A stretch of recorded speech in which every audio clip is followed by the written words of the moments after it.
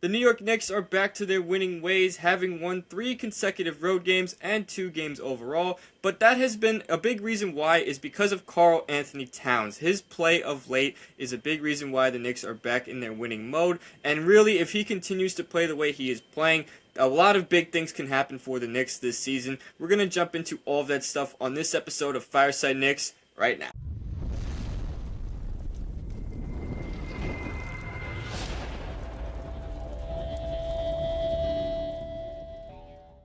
So it's been a weird season for Towns. There's no way around it. He has had just one of the weirdest seasons of his career. It's been a not so good shooting season from him. It's been a very wonky year all around. But lately he has started to look like his all-star self once again. Over the last 3 games he is averaging close to 25 points and 9 rebounds, and he's shooting well above 50% from both the field and from 3. My thing that has really stood out to me is the 3-point shot. That has been something that he has really struggled with this season. It's something that's troubled him all year long. He's having his career worst season in that department, but the past 2 games, he has really looked like his old self on the shooting front, and I think that changes a lot. I think that is the biggest development perhaps for him this entire season. And Johnny, I want to pass this off to you real quick, kind of just ask you, what have you noticed with Karl-Anthony Towns lately that looks different than what he did during the first half of the season? Because he looks completely different right now.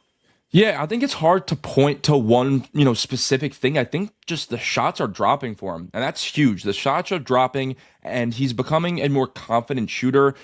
Past 2 games, 9 3-point attempts. We haven't seen that pretty much all year. And then 2 games ago against the Rockets, he was 3 for 3. So he is 8 for his last 12 from behind the arc, and that's huge. I mean, we got Karl-Anthony Towns to be, that stretch big who can be maybe the greatest 3-point shooter, big man of all time. Everything that we talk about Karl-Anthony Towns as, he's been showing it the past two or so games, and that's huge because when we get that outside shot from Towns, it makes this offense way more dynamic because now he can really, pump fake, drive inside, kick out, or whatever he has to do. It just helps his game become way more dynamic. And I think when the shots are dropping for Towns, he looks more confident. He'll take more threes, and that's what I love to see. The shots are dropping. I think it's hard to really point to one thing that's changed for his game, but he's becoming a more consistent or efficient scorer, I should say.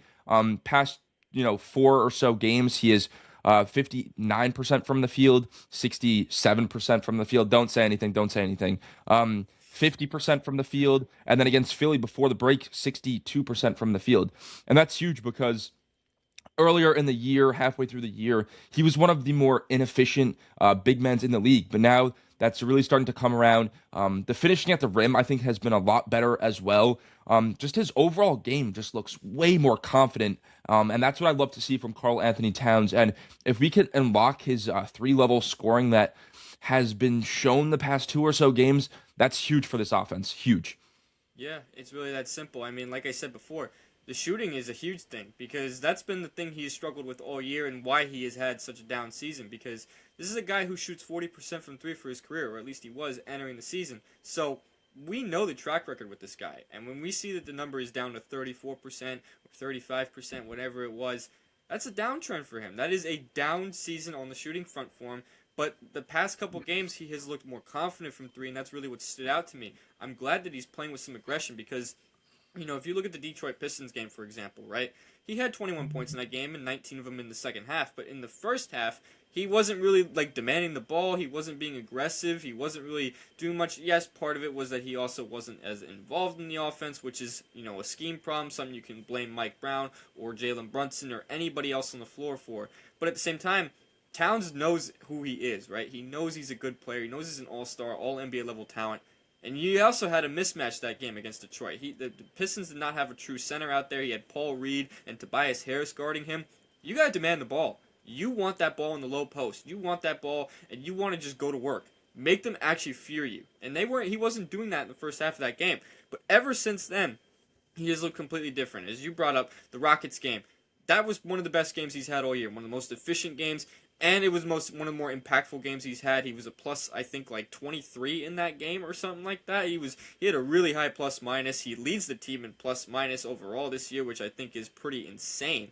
But at the same time, we know what Towns can do. We know when he's on, he's one of the most dominant scorers in the entire NBA. It's just not been able to be put together for him for some reason this year. And I don't know if that's Mike Brown's fault, if that's someone else's fault, if there's bad locker room dynamics, bad mixed with the ownership. I don't know. But the point is, he's here on this team right now, and we want him to succeed. And the past couple games, he has looked like the all-star player, the all-NBA third-team guy that he was last season. The aggressiveness is what stands out to me. That's really what stands out. I'm glad to see that he's actually taking the shots that he was taking last year, the ones that he always finds the most success with. Look at the Bulls game, for example, on Sunday. You know, he came in the clutch. I mean, the Knicks were laboring the entire night. And Towns came through in the biggest moments with a couple big shots. He hit that big three to give him the lead back. He made that layup on the following possession. And he won Defensive Player of the Game. I think that is another big thing we need to talk about, his defense lately. You know, the defense overall with the Knicks has been a lot better over the past month or so. They've had a couple hiccups here and there, but 99% of their games over the past month or so have been elite defensive play from them. And I think Karl-Anthony Towns is a big reason why that's the case. And I'm not saying he's solely the reason why the defense is so much better, but if you look at guys like Jalen Brunson and Karl-Anthony Towns, right, the two guys on the team that pretty much everybody has colloquially have termed as horrible defenders, right? Awful defenders. And we know they're bad defenders. But those two guys have been so much better defensively during this past month, and it's really starting to show. You know, Towns' impact against Chicago, for example, was right there. I mean, the offense, we've talked about it already, the aggressiveness, the willingness to put up shots. The defense, though, the defense has really stood out. He's actually, you know, playing much better defense. And something that also stood out in that Bulls game, he wasn't in foul trouble. He didn't get into foul trouble, which is something that has obviously plagued him all year with the offensive fouls in particular. You know, a couple bad defensive fouls here and there, but he wasn't into foul trouble. He actually, you know, held his own. He stayed disciplined. I think that's huge. And Johnny, I want to, you know, really kind of just ask you, when you look at Karl-Anthony Towns and his defense, right, what do you think is like the biggest difference? Because if you want to ask me what the biggest difference is, it's what I just mentioned, the discipline. He's not fouling. He's actually, you know, holding his own, and he's using that seven feet or all that weight of his to his advantage. So I want to kind of get your input on that. Yeah, I completely agree. I wanted to actually get on that point because I think it's crucial that we credit Karl-Anthony Towns' defense because it has been much, much better recently. One thing that stands out to me especially, and actually to get to your point real quick, I think it absolutely the discipline and just staying locked in. Just staying locked in is the most important thing right now for Karl-Anthony Towns. And one thing I've noticed past couple games, even before the All-Star break, when this defense has looked a lot better, I think Karl-Anthony Towns, he's getting switched on like these guards on the perimeter, and he's holding his own. Credit to him and Mitchell Robinson because there's been numerous times where these guys get switched on. One game that stood out to me the most was the Denver game. Before the All-Star break, we posted about this on Fireside Knicks on Instagram. There were multiple instances where Jamal Murray is getting switched on to Karl-Anthony Towns on the perimeter. And Mitchell Robinson, and these guys are locking these dudes up. There was one time, I forget if it was Mitch or Kat, Jokic had him in the post, and they completely locked him down. You know, Jokic was throwing all these fakes out. Jokic was doing Jokic things, but Mitchell Robinson and Karl-Anthony Towns were just locked in, disciplined, not fouling. So I think that's been the biggest thing for me, especially when they get switched on the perimeter. That's one thing that stood out to me a whole lot. These guys are being locked in. Karl-Anthony Towns has been having one of the more, I'd say, better defensive seasons of his career. I know the offense, as we've said, hasn't been as good, earlier in the season, but it's looking better. It's looking a lot better. And if this shot can finally come around, paired with this much more improved defense, I think this offense can, and the defense, both sides of the ball can go to a really, really good level that this team needs at the last stretch of the season, which is so important because, you know, we're fighting for that 3-4 seed. At this point, if we lose tonight to Cleveland, do we fall to the 4 seed? I'm not even too sure right now. We'll have the tiebreaker. Yeah, exactly. The tiebreaker because we've beat them this season. That's still important though because yeah, you don't want to be tied with those guys. I don't want to get the 4 seed. No. Yeah, and this was a season where we should have won the East and go to the finals. That's what everybody was saying. And now if we drop to the 4 seed, that's a failure. That is a failure if we end up at the 4 seed. So I still think we could finish clearly the number 2 seed. I think that's a realistic possibility. And that's what the guys need to do. They need to stay locked in on defense, score efficiently on offense. I want to see more consistent play on the offensive side of the ball. And And at that point, anything could happen when playoffs come around. I'm confident that this team, when the stakes are higher, I think they perform better in those playoff environments. So if Karl-Anthony Towns' shot can come around and that defense stays really solid, I feel good about this team going forward.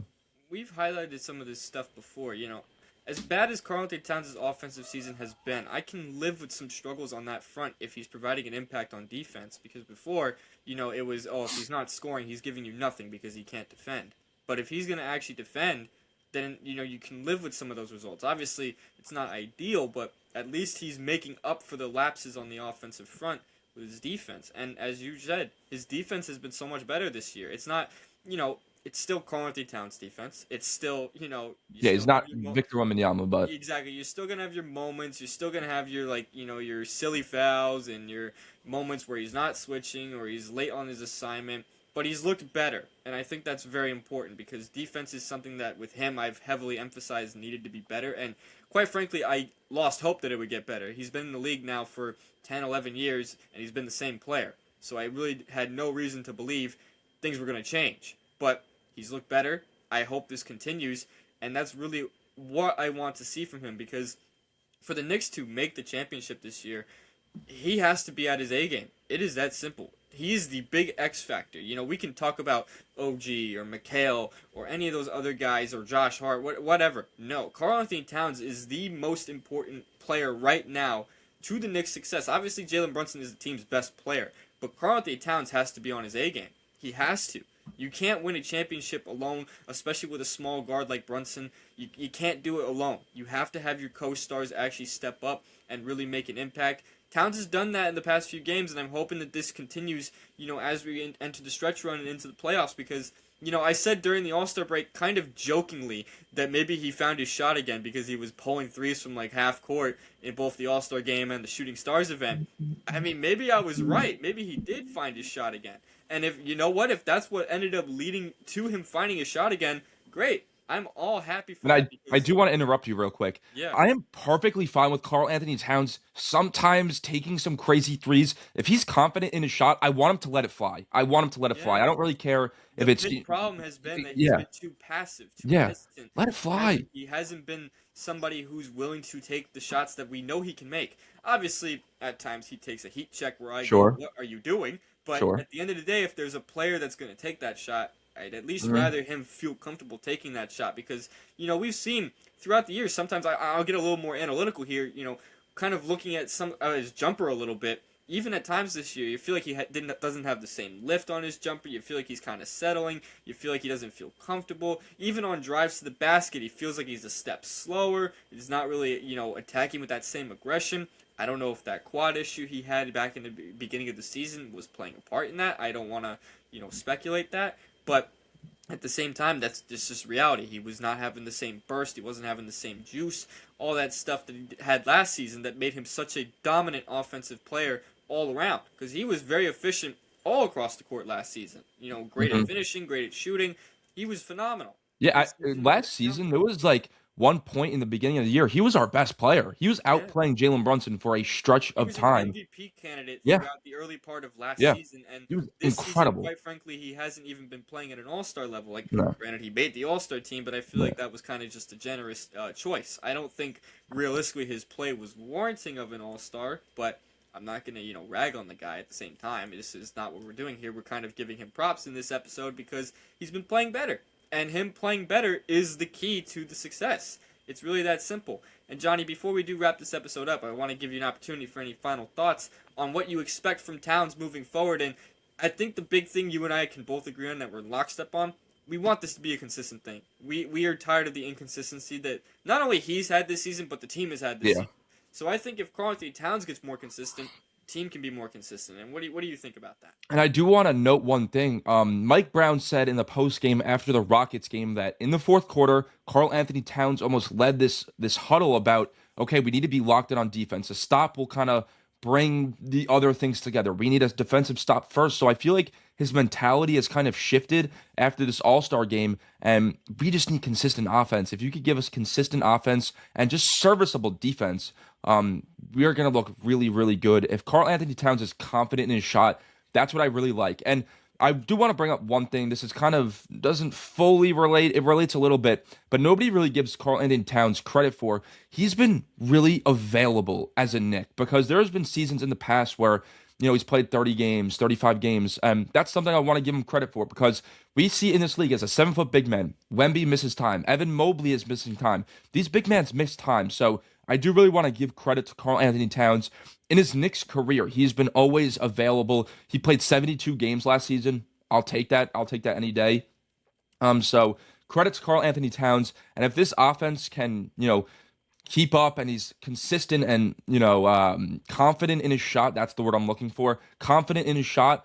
I feel pretty good about where this team is going to go. Of course, we're not going to win the 1 seed. That's just not happening. But if this team can really find their stride, because this is a tough stretch we're going into. We play some good teams, but if we could bring this confident offense and just locked in defense into the playoffs, I feel good against honestly any team in the East. I know the Pistons have owned us, but going into a playoff series, I still have a confidence that we could beat them.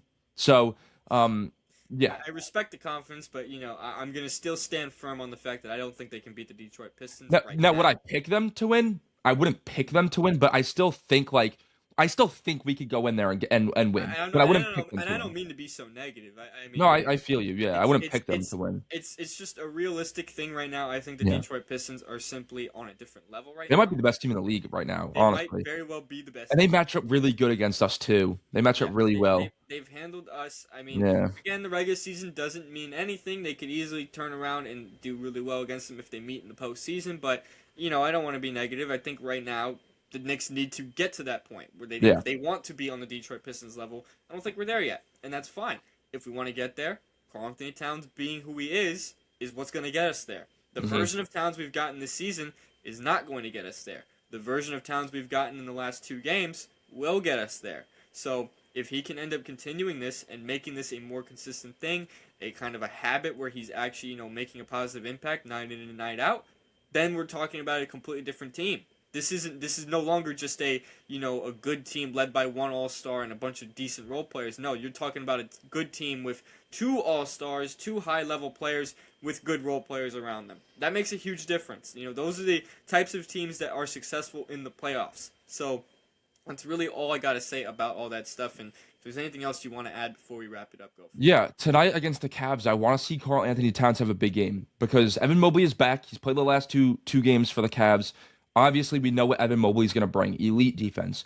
I want to see how Karl-Anthony Towns is going to match up offensively against Evan Mobley and defensively because Evan Mobley, yes, you could say he hasn't broken out offensively like a lot of people have wanted, but he's still a serviceable offensive player. So this is a big, big game for Karl-Anthony Towns. This is a big, big matchup against a premier center in the league. So if we could just continue this stretch of game or just like high level basketball, I guess you could say, I'd feel a lot better. But this is a big matchup against Evan Mobley and the Cavaliers tonight. So I want to see how he does.